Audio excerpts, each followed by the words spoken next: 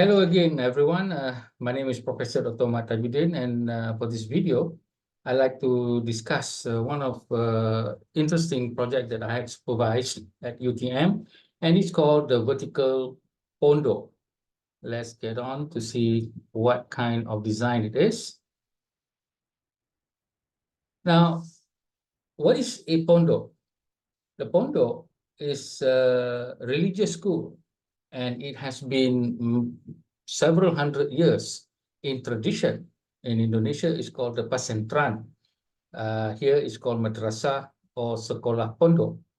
It's usually started by some kind of cleric, and then the community would help evolve in terms of making sure there are buildings, and then that the basic needs of the teacher or the ustad or the ulama is taken care of, and then the students would come in to actually learn about Islam, because it is a mandatory duty of Muslims to have knowledge.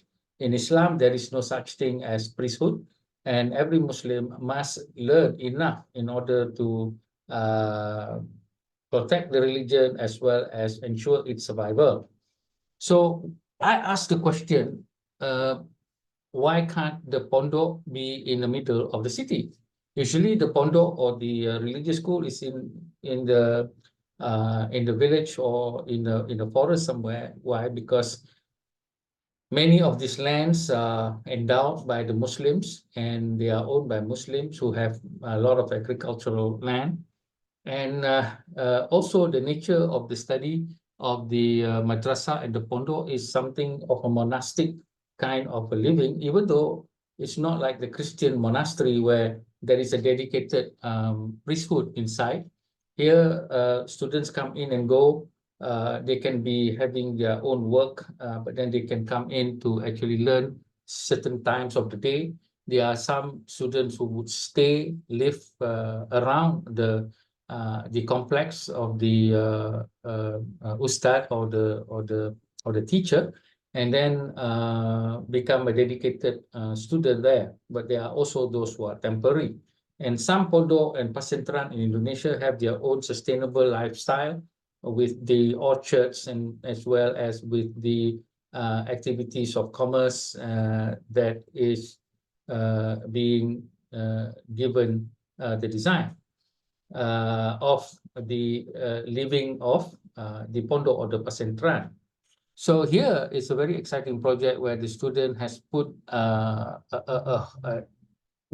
high rise for a pondok. Usually a pondok is not a high rise, but here, because of the site in a city, very expensive and all that. So how does a pondok work in a high rise is one complex issue. And also, how does the idea of ritual and separation between men and women occur within the hustle and bustle of city life, of which people will be coming on the ground level, people meaning ordinary people, Muslims, non-Muslims, those who are, wearing miniskirts or whatever, they are coming and passing through this building. So that is a very exciting project to look at, because it's look at conservatism of certain religious values, as opposed to the more open, progressive idea of the larger community or the larger urban community. So that is in itself a very complex subject to deal with. And so the student had put up the hostels of the students, or the places for learning, but also specific places, or part of their hostel is also places for night prayer, like the tahajjud, where you are asked to practice a kind of a spiritual, meditative aspect of the religion. And this gives the character, an interesting character to the building, as well as to the program. You have to do a whole new program about how this can actually occur in the hustle and bustle of city life, as well as an open community.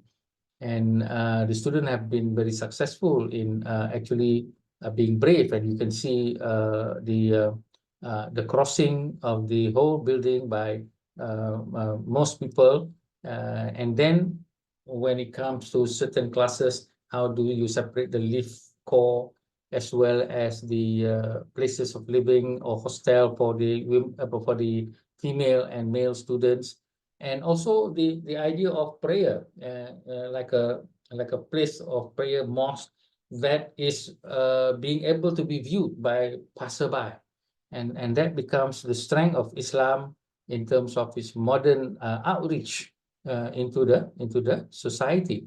So here is a situation not of trying to convert people, but it's about including others, including people to come in, so that it doesn't become something of a strange thing for us to be in a temple, in a church, in a mosque, or in this particular case is in a madrasa, which used to be a very isolated thing.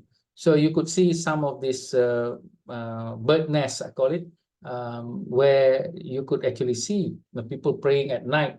At night, you could see how many lights there are in the middle of the night, like 3 o'clock in the morning, where people will be in meditative prayer, what is called the tahajjud. So that becomes, as I said, the character.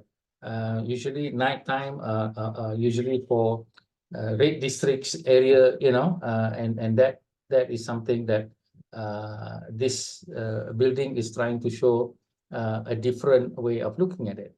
So the use of some sort of structure being exposed is some idea about how the Pondok spirit of the Pondok, which is very simple structure, to actually show off the temporariness of life. That is quite an interesting aspect. Here we also see something like a kind of a billboard where there would be certain events, lectures, or as I said, events being pronounced, or certain quotes from the Quran to actually remind the people about some of the aspect of life in terms of navigating its many challenges. And so that becomes a very interesting project altogether, a very, very complex one, but the student managed to do it and score a very high grade. You can see here are the technical or requirement, as I said, part of the graduating process. But it is also something which is very exciting. As I said, you need to find a topic that is very close to your heart, a topic that you can actually show off, that you can do. You can see here the Uzlah Cube Center view. There was a discussion with the external examiner from Australia about, well, what does it mean when other people can actually see the Uzlah Center? Uzlah means you have to be by yourself. So there was a debate, and I have proposed the idea that if you were there and it is unintentional for others to see you, then it should be okay, because then it becomes an inspiration to others. It's not something for you to show off. But of course, this becomes some sort of a controversial point, and I think I allow the leeway of innovation, because if not, it becomes totally isolated, and then nobody knows what's happening. That's why I said that when you see in the middle at 3 o'clock in the morning, 2 o'clock in the morning, the tahajjud prayers, the uzlah occurs, and that is the light, how many lights that comes on, that becomes the meditative light of the early hours or wee hours of the morning. Here we see the picture of the students engaging in the halakah, while people are passing by, and they could see them discussing. Well, this is very exciting. This is very open. This is very inclusive, and that is the whole idea of the project, where we can see some aspects of veranda that occurs in the Pondok is still being established. A remarkable language of structure, modernity, tradition is being put up by the student, and this is simply a wonderful project that I enjoyed supervising, And I think the student, I think his name was Budi, to actually have this as his emblem of not only scholarly ability, but certainly a design ability.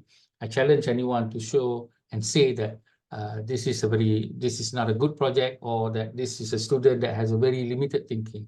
And so, as I said many times, you need to find a project that is engaging, that is meaningful, that is something that you want to think about, and also form your own character for your career in the future. I'm sure anybody who sees this will definitely give the high end of salary to this designer for such an excellent contribution to Islam, to the typology of the Pasentran or the Pondok, to the Muslim community.